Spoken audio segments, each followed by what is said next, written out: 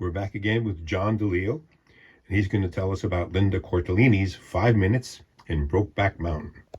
Hey everyone, hello again. Yes, we're excerpting the performances in my book, There Are No Small Parts, 100 Outstanding Film Performances with Screen Time of 10 Minutes or Less. Today we're going to look at Linda Cardellini in Brokeback Mountain from 2005. I guess people immediately think of Michelle Williams and Anne Hathaway when they think of the women in this particular movie. But Linda Cardellini comes to it late, but she has a significant role, and she only has 3 scenes, but each scene captures her at a different place in the character's arc, and so each one is really interesting and different from the other ones.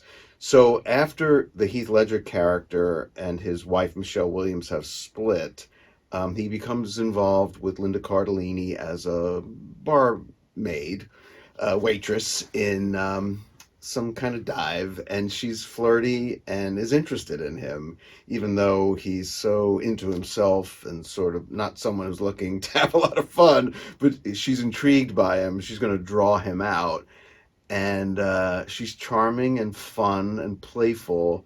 And the next time we see her, she is clearly they're in a relationship now, and she's trying to win over his teenage daughter as a kind of prospective stepmother, and she's not really making much headway, but you could see she's a serious person who has really serious prospects for this relationship, knowing nothing about his great love for Jake Gyllenhaal, which is of course going on in the background of all of this.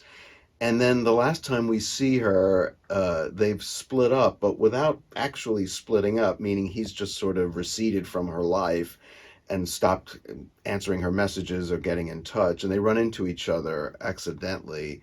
And she has a beautiful, moving scene of just confronting him about what in the world happened, which she never finds out about. But it's really poignant. And so we've seen her as this sort of fun-loving gal and this serious-minded gal, and basically this sort of heartbroken and confused woman. And like I said, it all adds up to 5 minutes, but it's a full character, and then she gets to play opposite Heath Ledger in this spectacular performance of his. He of course was nominated for an Oscar, as was the film, which famously lost to Crash, and Ledger lost to Philip Seymour Hoffman as Capote, another great performance, one of those tough years where you want to give it to 2 people.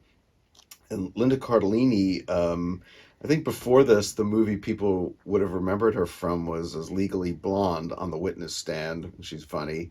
And then after this film, she played Viggo Mortensen's Italian-American wife in Green Book, which was a lovely role. And one of the things I love about her is, she's a very attractive woman, but she's really a character actress where you don't really recognize her from film to film.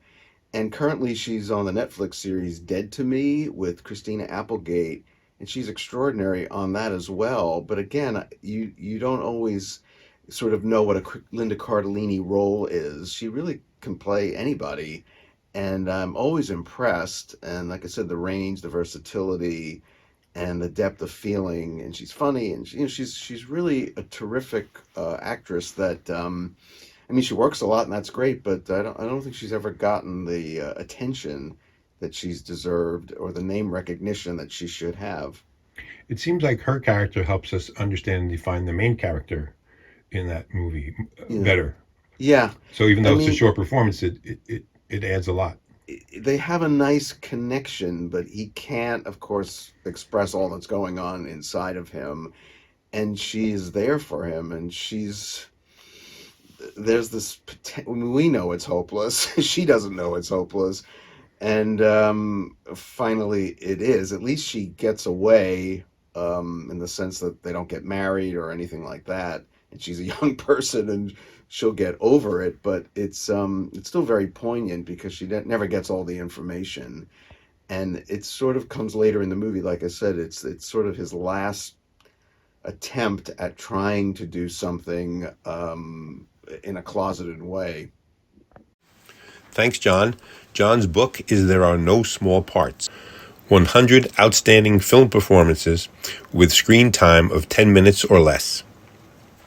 If you're one of the few movie buffs who don't own a copy, Get one now.